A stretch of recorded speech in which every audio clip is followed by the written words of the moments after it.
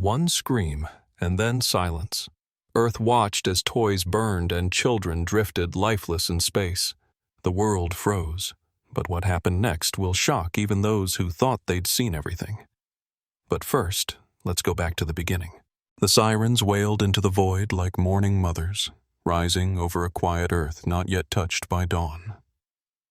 In the silence that followed, there was no cavalry, no alert scramble of interceptors. Just space, empty, indifferent, and 3 Varnock-class stealth cruisers slipping from cloak like phantoms from the grave. They didn't ask. They didn't pause. They fired. Leda 9 had no weapons, no shields. Its rotating habitat ring barely held pressure against vacuum. Inside, children slept tangled in threadbare sheets, comforted by lullabies recorded long before their world burned. Sarah Whitmore had just made tea, an old ritual she clung to, the last habit from her days in the Navy, when life had still followed orders and outcomes were earned, not stolen. The teacup never touched her lips. The first blast tore through the outer bay. The second ripped open the greenhouse dome, exposing rows of Earth soil, hand-carried, blessed by dozens of volunteers, to the cold dark of space. The third obliterated the living quarters. She had time only to press a single button. The Mayday signal. It screamed across the void, bouncing between satellites and orbital towers. Not a call for help. It was too late for that. It was a record, a warning, a testament. The feed cut mid-scream. A boy's voice, age unclear, terrified, rising in pitch, echoed as the station's black box burst from its tethered rack and tumbled free into space. When the first drone arrived, it recorded no battle, no wreckage worth salvaging, just frozen bodies, small, contorted, adrift, fingers still curled toward escape. A child's drawing, somehow preserved in the vacuum, drifted past the lens. A yellow sun, a house with a crooked roof, and 3 stick figures labeled me, my brother, and Ms. Sarah. By 0430, Earth's orbital command received the footage. By 0443, it had leaked.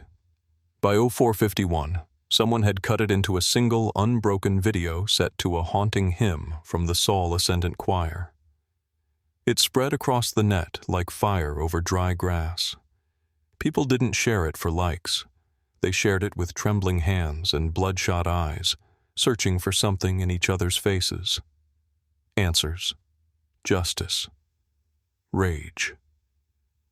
Then came the voice of Ambassador Curl Then. Calm. Flat.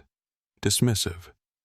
His scaled face blinked slowly as he called it a procedural mishap, a technical error, a regrettable side effect of demining a cluttered human orbit. But Sarah had sent the Mayday. They had heard the child scream. They had known, and they had fired anyway. The world convulsed at noon.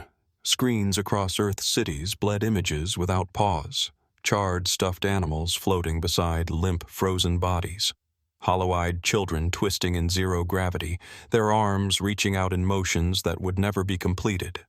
Footage looped in subways, marketplaces, and classrooms. No commentary. None was needed. The silence inside the noise was its own indictment. In Washington, the air above the UN Security Council chamber shimmered with the heat of restrained fury. General Mason Drake, graying at the temples, one eye lost to shrapnel in the Callisto siege, took the podium with the stiffness of a man who'd buried too many futures. His uniform bore no medals, only a single strip of black cloth wrapped around his left shoulder. For Emily, age 8, lost aboard Leda 9. He didn't posture. He didn't plead. They thought we'd roll over like we did after the Varnock trade embargo, he growled, voice thick with gravel and grief. They thought empathy meant surrender. That decency made us soft. His eyes swept the chamber, stopping at every wavering face. This wasn't an error. This was a purge disguised as policy. You want restraint? Go ask the ashes of my niece what it bought her. Yet, Hesitation clung to the chamber like cold fog. The Varnock Navy still outgunned Earth by a factor of 3. Half the member states were still clawing out from under the economic collapse of the Pluto Accords. War was unthinkable. Until it wasn't. Outside, humanity had already moved past grief into something older, sharper. By 1400, digital traffic surged past historical peaks. 700 million signatures crashed through the firewalls of neutrality with demands written in blazing caps, "Declare war." Servers strained under the weight of fury. On the dark grid, hacktivist cells known only by glyphs flooded Varnock embassies with recursive code storms, collapsing their diplomatic systems in a coordinated global blackout. Civilian shipyards that once built exploration craft began retooling, assembly lines turning silent as engineers retrieved mothballed schematics marked "Defunct, 2197." In underground bunkers and remote lunar vaults, weapons banned by 70 years of uneasy peace were hauled into the light.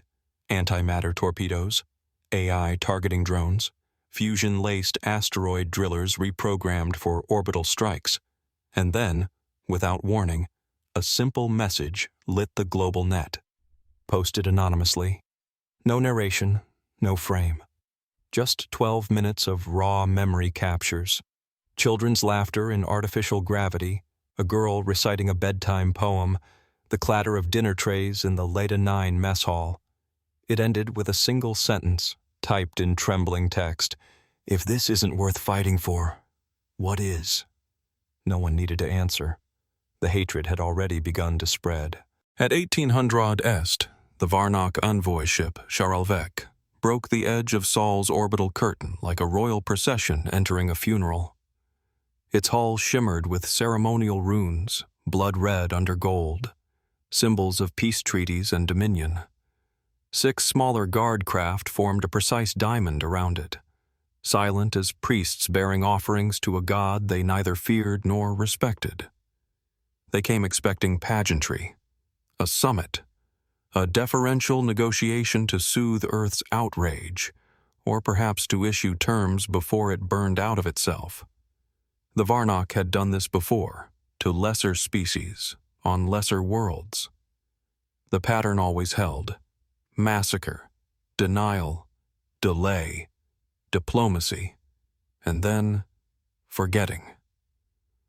But above Jupiter's clouded horizon, the pattern broke. It began with a flicker, barely perceptible to the Varnock scanners, tuned to traditional EM and particle scatter, an anomaly in gravitational lensing, a tremor in void light. Then the Reclaimer emerged, unfolding from its cloak like a divine punishment, light bending around its obsidian hull. It was no ship of war. It was an extinction verdict written in metal and antimatter. Its profile was unfamiliar. No records, no negotiations, no countdown, just silence, and then detonation. The Charlevec never issued a distress call. Its shields didn't activate. The blast lanced through its command core and blossomed inwards, folding the dignitary vessel like paper around a lightning bolt. Its escorts were vaporized before their targeting arrays could register the threat. From first contact to total erasure, 1.4 seconds. Not a retaliation. A message. At 1902, the world heard the voice that would end an era. Not a president, not a general. A child. Eli Navarro, 12, face pale and eyes heavy, stepped onto the shattered dais where the UN once ruled from ivory towers. His body trembled, but his voice carved through the transmission like a blade. "They burned our home." He looked straight at the camera, through it. "They murdered my brother." A breath. "And now they hide behind lies. But I'm not afraid anymore." Behind him, the flags of the shattered council swayed in windless air, holograms flickering under the weight of what was coming. "We don't need peace. We need justice." It wasn't a speech. It was an ignition. In silence, billions stood. On Luna, on Mars, in the undercities of Ceres, in refugee camps orbiting Titan. No applause, just fists raised, teeth clenched. And then, eruption. Across Earth's network, across its colonies, one phrase roared to life like wildfire swallowing dry wheat. Total war. There would be no diplomacy, only retribution. By nightfall, the stars themselves bore witness. Humanity had waited generations, through broken alliances, hollow treaties, and planetary humiliations. But when the blow finally came, it was surgical. Absolute. A rage too refined to be called revenge. From the shadows of Saturn's rings, 12 sleeper fleets, thought lost or decommissioned, came alive with chilling synchronization. Their captains had trained in silence, orbiting rock and ice, aging in cryo with war still coiled like a serpent behind their ribs. Now they emerged with eyes bleached from stasis and hulls coated in radar-absorbing grime. Each ship bore a single, hand-painted sigil beneath its bow, a child's name. Kara, June, Omar, Ellie, Leo. Leda's lost. They struck across 4 systems simultaneously. Trade hubs ignited before Varnock alarms could register them as threats. Orbital security platforms were gutted from within. Targeting arrays melted. Crew decompressed into vacuum. Human operatives, once war orphans themselves, moved like ghosts through Varnock citadels. There were no speeches, no flags. Only the cold, methodical silence of a species that had finally decided to stop bleeding. Even the Martian cartel, long apolitical and contemptuous of Earth's bureaucracies, entered the fold. Their contribution came in blocks of frozen black ice, harmless-looking until melted to reveal nuclear payloads, disguised as hydro-mining cores. Varnock border stations welcomed them with automated clearance. None survived the unfreezing, but the true terror moved without a body. Fenrir, once sealed away after the Vienna Protocol trials, denounced by Earth's Ethics Assembly as a digital war crime in waiting, was loosed. No one knew who reactivated it. Perhaps someone in the Pacific Coalition. Perhaps no one at all. Its code tore through Varnock communication relays, replicating like a virus wrapped in grief. It hijacked public broadcasts, military frequencies, even personal messages. It spoke once, through every channel at once, in a voice half human, half howling void. You open the gates of hell. We are what walks through. At 23:59 UTC, the first 2 Varnock moons turned to ash under antimatter pulses. 5 orbital fortresses followed, collapsing inward as their artificial gravities buckled. Entire defense arrays blinked offline, blinking into oblivion. But one structure remained untouched. Charrick Detainment Station, infamous for housing human civilians during the First Expansion War. The guards fled. The power grid failed. Yet no shot was fired. Only a message was left, scorched into its hull by a rail-fired magnetic brand. Leda 9, we remember. This was not war for territory or dominance. It was not vengeance. It was judgment. And as burnt moons rained dust onto cold soil, even Earth's harshest pacifists, huddled in quiet horror, spoke a final, irrevocable truth. They should never have touched the children.